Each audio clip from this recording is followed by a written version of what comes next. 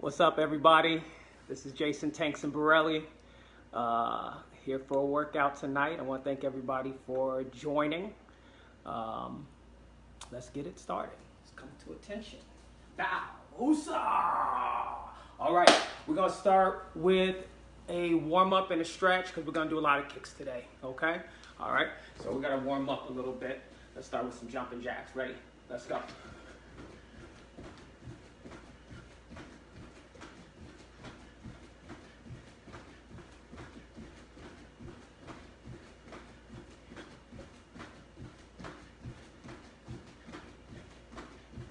We're not going to do these all day because we got some work to do. But we want to be a little warm, want our muscles to be ready. We don't want to pull any muscles. We want our joints to be ready for this action. All right, we're going to do some running in play. Just get your knees up high. Get our legs ready to kick.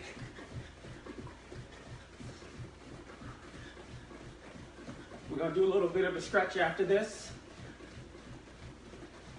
But you can stretch throughout the workout if you need to stretch more. We're not going to do a long stretch. We're going to do a very quick stretch just for the legs. Good. Keep your knees up.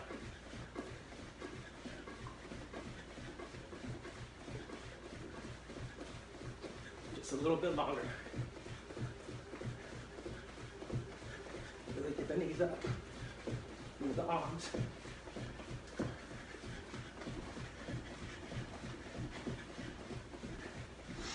Good. All right. Control your breathing.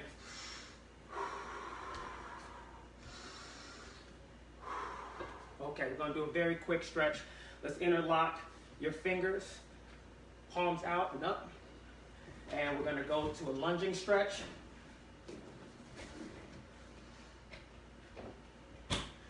No bouncing or anything. We're just going to let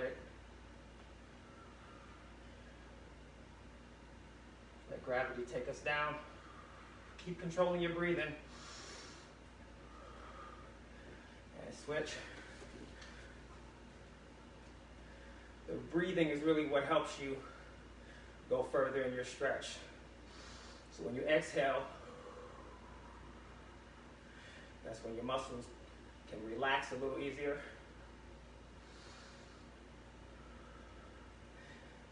All right, we're going to do sumo stretch in the middle. Toes out. Rest your forearms on your legs. Push the knees out a little bit. And keep breathing.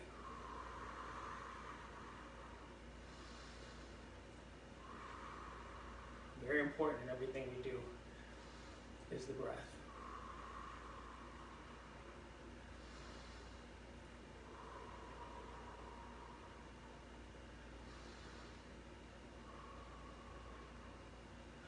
All right, let's go ahead and put our feet shoulder width apart. Grab onto your elbows. Put your weight on the balls of your feet. Keep your back straight and go down towards the ground. Keep breathing.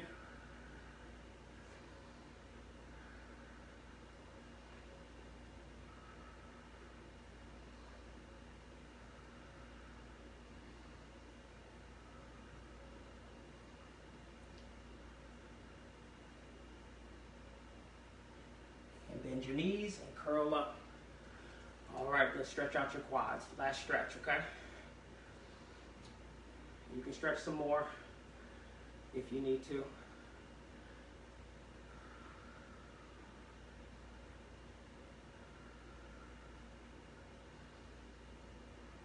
And switch. Very important, your warm up and your stretch.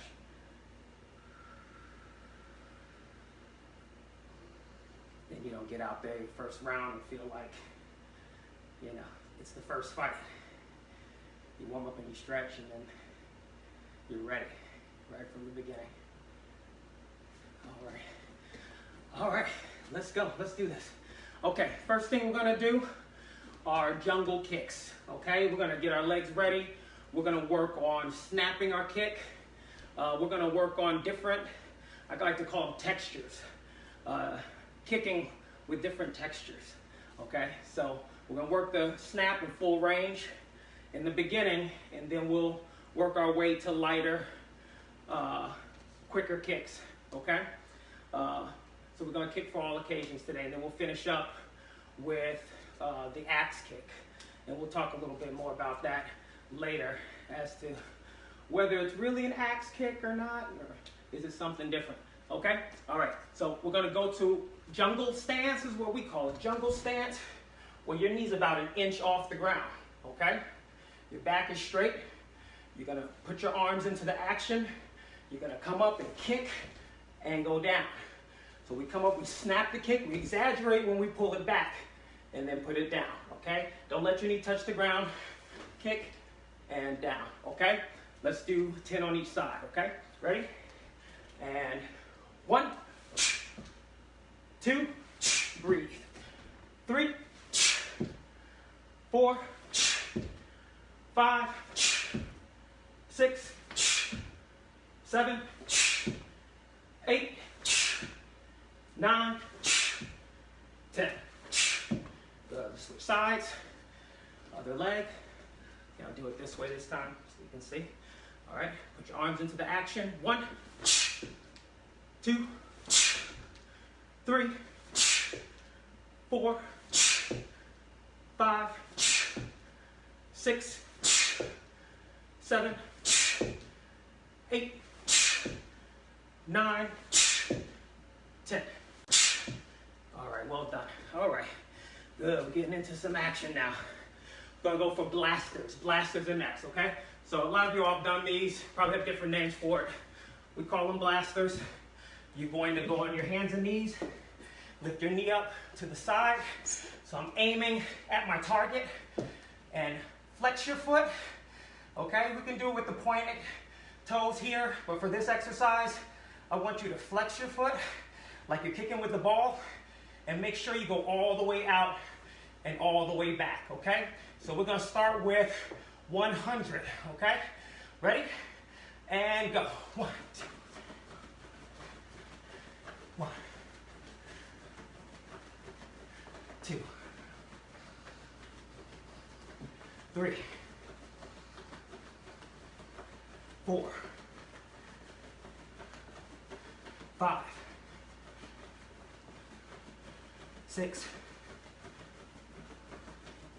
7, 8, 9, 10. Okay. So you hear my pants kind of popping. You know, the key is good to wear karate pants, you know, because it's like a prop almost. It's like a, you know, something to add. You know you're kicking correctly when you hear that sound, okay?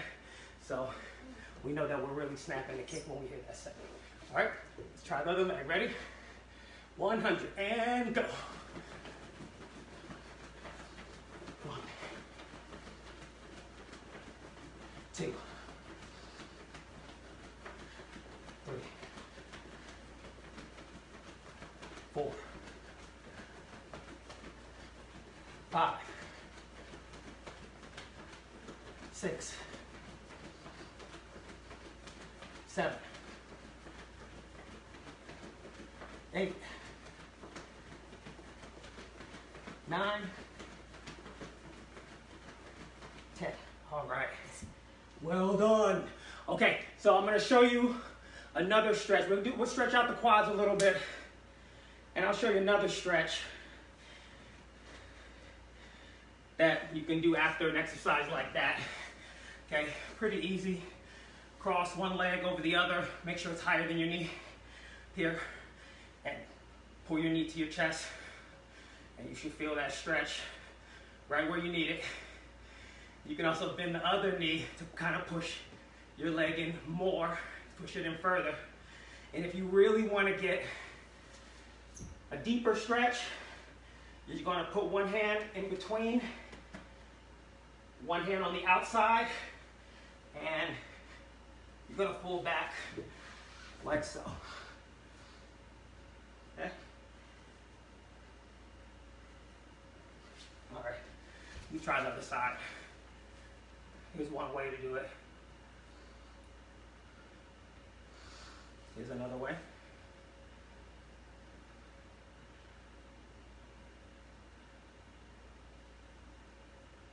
And here's the deeper stretch here.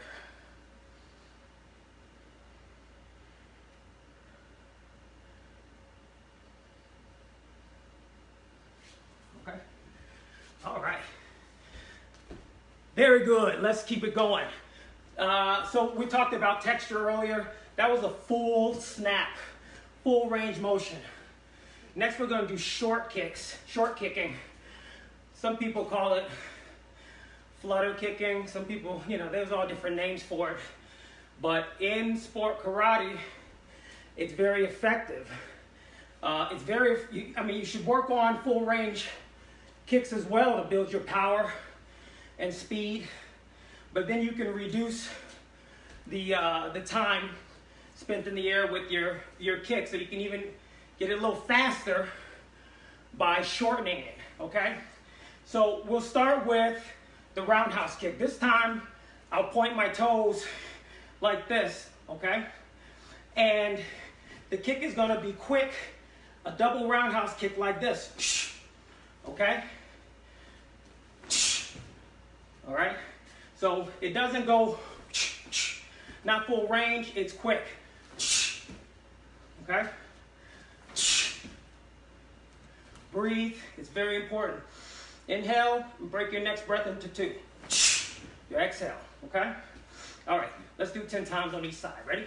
And 1, 2, 3, 4, 5, 6, 7, 8, 9.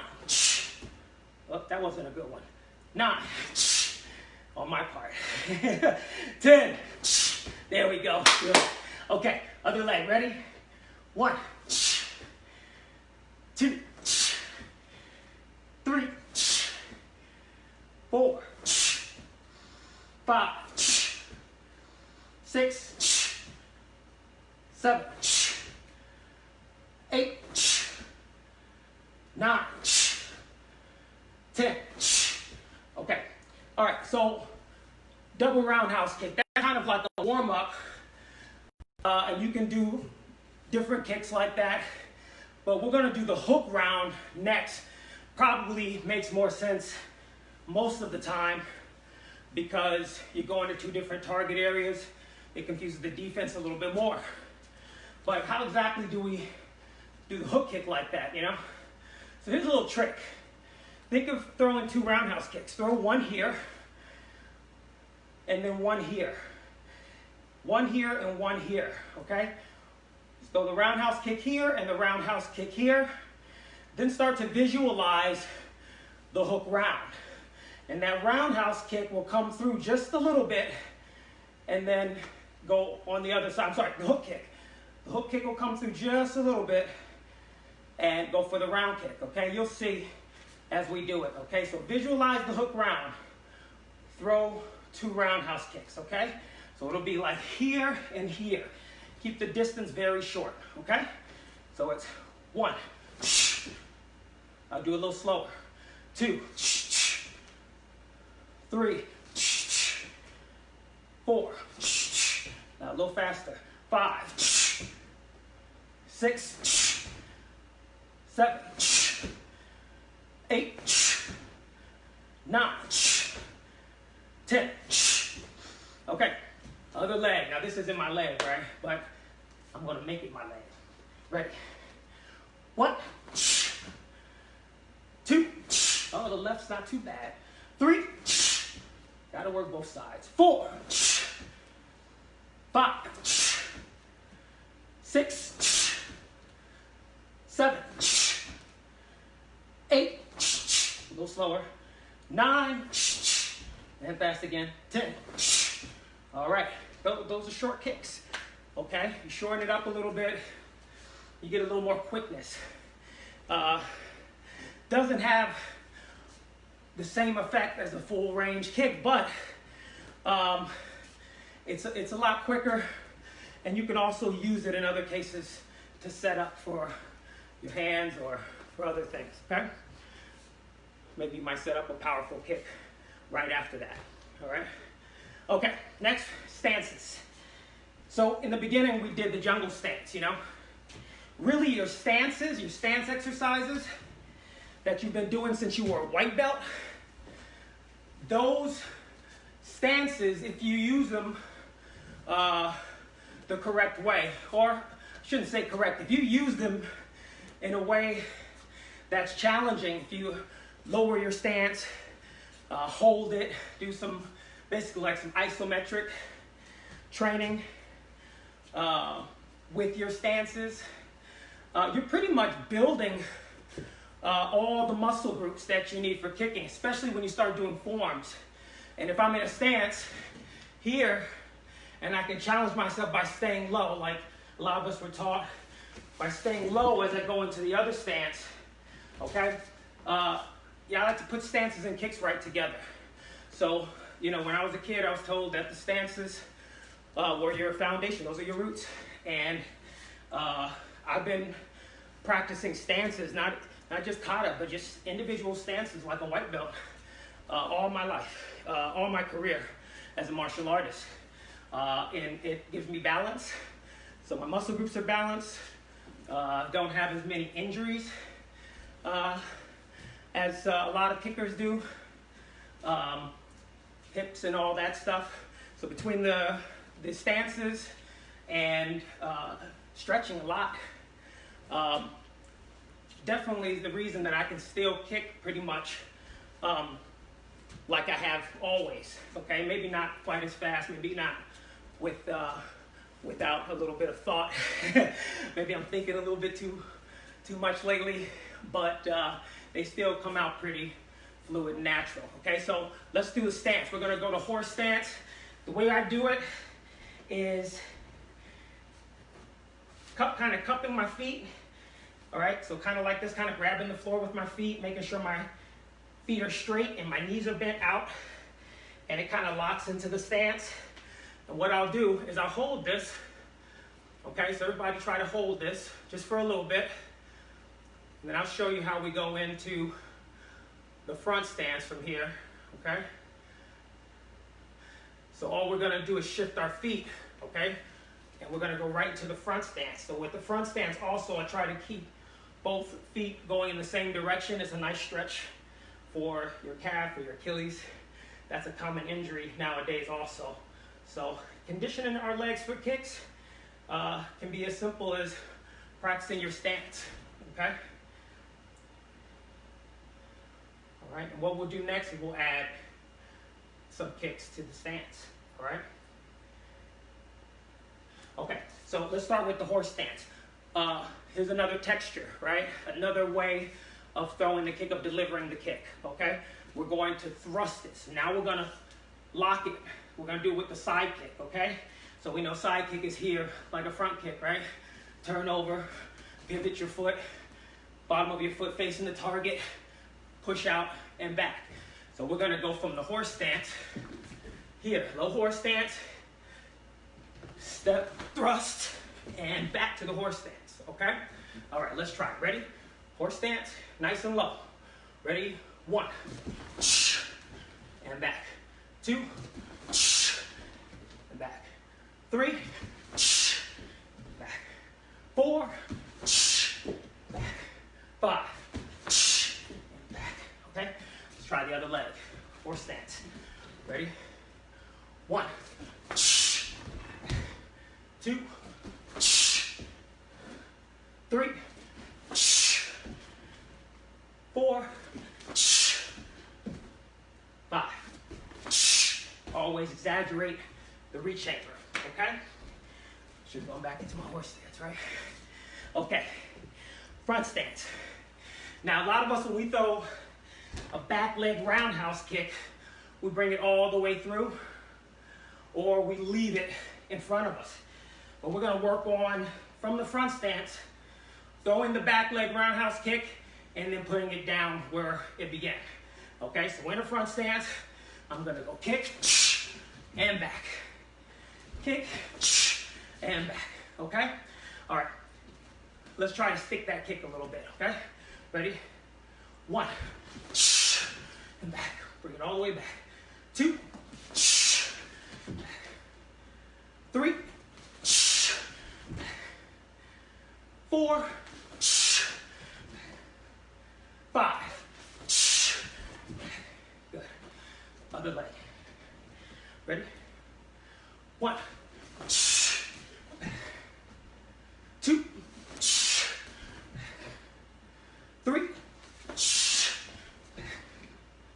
4, 5. All right. Control our breathing. All right.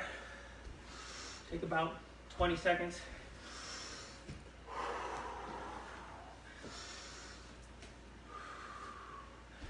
Really good. Those legs should be nice and ready now. All right. Okay, so next we're gonna do a touch hook kick. So a little different, right? The touch hook kick touches the target, and then we pull it back. What we're gonna add to it is actually touching the floor with our back hand, okay? So don't have to be in a low stance or anything now. We're moving past that. Get in a comfortable stance, and we're going to, without stepping, okay? We're going to, of course, pivot the foot, right? Pivot the foot, touch the floor, bring the leg around, touch the target, and then bring it back, okay? I'll show you from some different angles. Here, and back. Okay? And I'll tell you why we're touching the floor in a little bit, okay? So we're gonna touch the floor. Try to go straight to the side, not forward like this, okay? If you need to bend your base leg, bend that knee a little bit more to get close to the floor, that's okay, all right? So, right from here, 1, let's put that other hand up. 2, 3, 4, 5. Good. Other side. Ready? 1, 2. That roundhouse kick kind of comes out naturally. 3, 4, 5. I gotta work on my left leg too. Okay. So now we're going to do the same motion without touching the floor. So it's a good way of getting your head out of the way. If you're going against another kicker and you want to go underneath their leg with that hook kick, or you want to wrap the leg with the hook kick, you want to get your head, you want to get your target kind of as far away as possible. You put that leg up there and your head is over here. There's not a lot to choose from as far as scoring areas that are visible for your opponent, okay? So we're gonna try the same thing, but without touching the floor. So it's like this,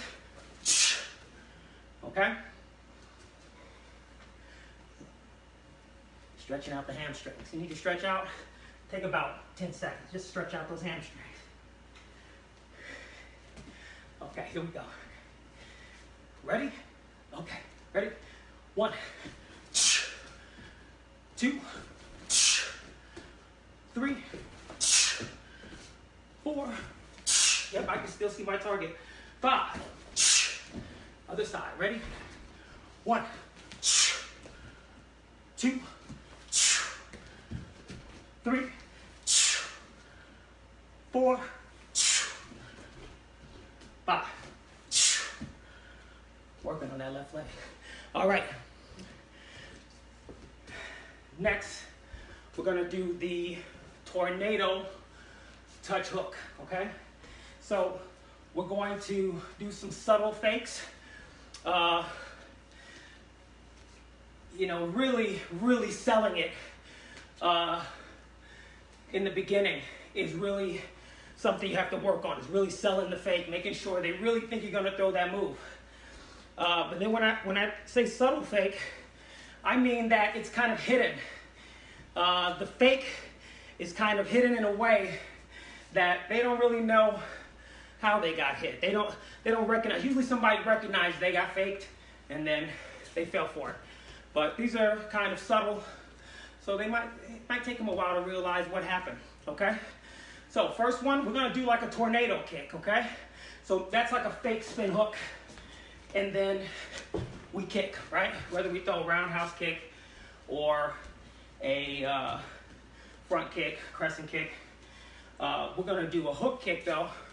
So they think that the kick is coming here. So right here, they might have noticed they got faked. And then I'm coming around with the leg and they're gonna block on this side, but you're gonna kick on the other side with that touch hook. Okay? I'll give you a while to work on that. So I'm gonna go for about 30 seconds on each leg. So I'm not putting you all on the spot to go exactly when I go. So we'll do the fake spin hook, switch legs, and hook, touch hook, okay? That's a tornado fake hook, all right? All right, let's go. I think I'll work this side first.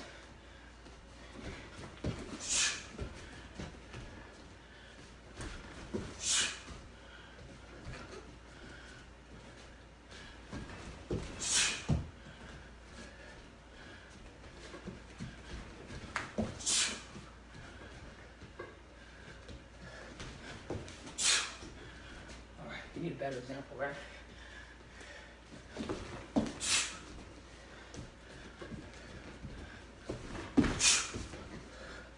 That's better.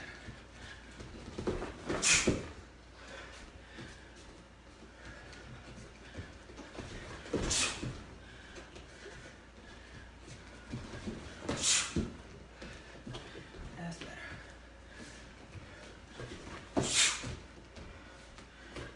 One more. Tornado touch hook.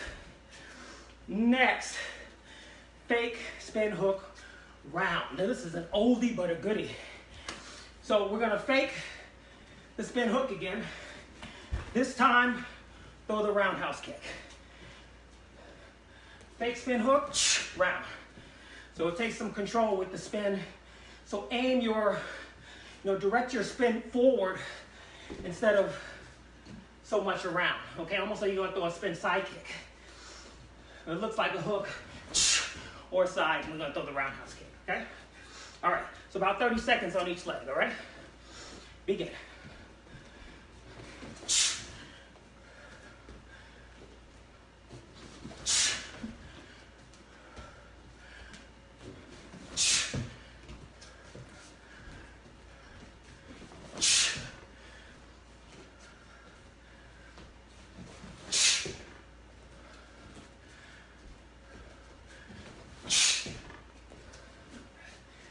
Other leg, other leg.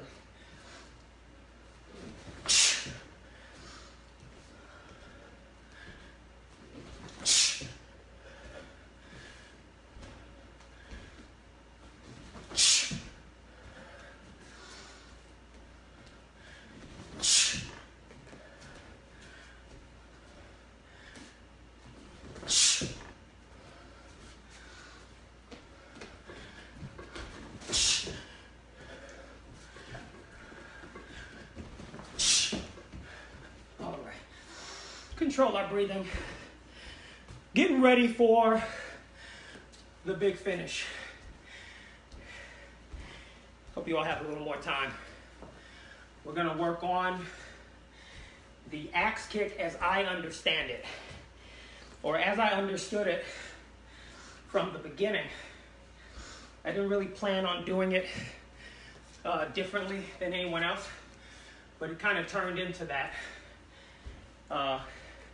And what we'll do is we'll trace back. I'll trace back to when I first kind of discovered the kick. I was a little kid and I was sparring a lot of adults. So I really had to get that leg high. So it really, in the beginning, was more conditioning my leg to go that high. And it was kind of strenuous in the beginning. Then when I would spar kids my size, my age, it became less strenuous. It was less of a strain. And I was really able to, you know, make the kick kind of special in my way. But kind of started with just swinging the leg up, kind of like a crescent kick, kind of like an axe kick. But, you know, don't get caught up in the name so much, because then things get crystallized and it has to be done this way. And, you know, how do you tell what's the right way and what's the wrong, what's the correct way? Oh, this is this style and that. You know, from my experience, if it fits together with whatever you're doing, with the rest of your experience, if there's coherence there, then it's probably right, or it can be right. If there's not, if it's totally separate from everything else I'm practicing, then, you know, I'm going to run into some confusion.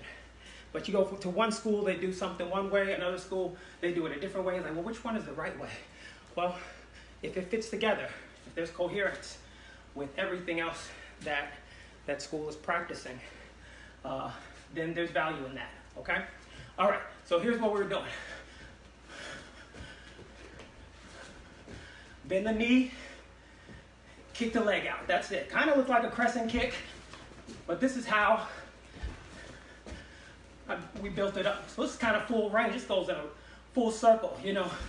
It wouldn't turn out to be like that once I get into my fighting stance, and we'll show you why. So right now, kind of going in a full circle. It's not striking like a crescent kick. It's kind of coming down like an axe kick over here, okay? But this is what I would do when I was a little kid. Kind of like Kareem Abdul-Jabbar with the layup drill, right? Keep going on each side, do it like 100 times. Very basic.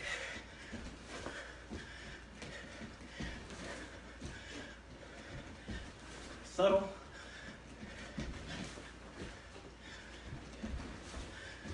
To grand. Okay? Now I turn to my fighting stance and I do the same motion. But it's more direct. I'm not coming all the way back here for it. There's a shorter space, okay? It's a shorter space. So you're just doing this. Okay, that's the motion. Bend the knee first. That's a little different than a lot. And then from your side stance, it turns into that. Okay? And then, in terms of making it effective, you know, how are you moving? How do we really get from point A to point B? What's our transition? So you have your position, you're in your fighting position, whatever position you're in. You might even be here. You might be here, because I might step first. I might be here, okay? And that's why we do so many stances, so every stance is the right stance, okay? If I'm here, looks like I'm off balance, and then I can come with the kick, okay? But eliminating the step is gonna be key. So when you're kicking from this high stance, you know, that seems like the better way to do it. But if you kick from a lower stance, okay, you put a little bend in that back knee, it's more deceptive because it doesn't look like you're gonna kick. It doesn't look like I'm gonna kick from here, okay? It looks like I'm gonna kick from here. It doesn't look like I'm gonna kick from here, okay? So from here, just a little bend in that knee, and then I'm going to drive myself forward with the kick and do a little slide, okay? Okay? So from a low stance, I can even do it from here, okay? Even from this low. And you see I get a little starting position by stepping first away. It gives me something to push off of. I have more ground reaction force that way by actually taking a step away. So deceptive, you're in a low stance, you step away, and then you go for the kick, okay? So that's why it seems like there's so much extension, so much distance covered, because I'm already starting kind of larger than I really am supposed to be when I'm kicking. If I'm here, right? But when I go here, I'm longer. I'm already there. I'm already closer to you just by doing this. Okay? So that's how we kind of dissect the building of that kick. And I had all kinds of names for it because I wasn't calling it an axe kick. I was calling it like Alien Dream, Saturn. Had all kinds of names for it because it wasn't really the conventional axe kick. Okay? Other exercises you can do for distance is just like, knee up and slide. You can do a little bit of hold and slide because that kind of helps you, train the kick at the same time. All right? Those are all good. Why don't you take about a minute and work on it a little bit, okay? Try some different angles. Try doing it from the low stance. Or if you want to just stay here and just work this for a minute. Just the knee up and swing it around. You can do that. We're almost ready to wrap it up, okay? All right, 1 minute, go.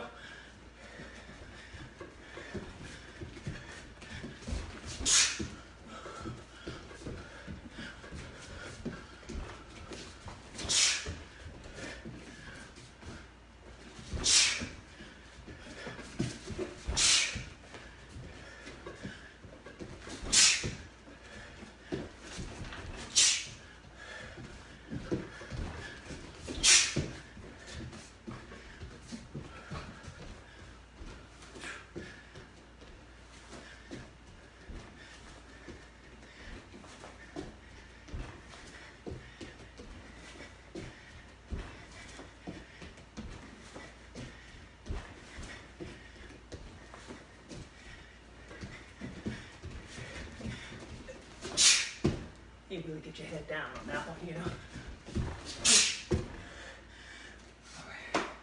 All right. Control your breathing. Walk it off a little bit. I sure hope that was helpful. And, just remember, when you're in a sport, there are going to be certain things that are trending at different times. So, at any point in time, a reverse punch can be getting all the calls. A side kick can be getting all the calls. Head kicks. At any point in time, you have to adapt to the time. And then sometimes you have to go completely against the trend so that you stick out, so that you're a little bit more difficult to predict. Some of the best fighters in the world are the most predictable. I mean, it doesn't mean you can stop what they're throwing at you, but they're predictable. And you can use that to your advantage. If you're going to be the champion, when you get to the point where, and it's a feeling you get. You feel like you're the champion. You're not going to want to be like anyone else. In order to be the champion, you can't be like anyone else. You have to be yourself. So I hope this was helpful. All right. Hope everybody is doing well out there. I know that we miss the dojo. We miss each other. We miss one another. I miss you all a lot. And I love sport karate. Okay? Thank you, Mr. Alex Riaz, for having me. Thank you, Point Fighter Live. Have a good night. Os.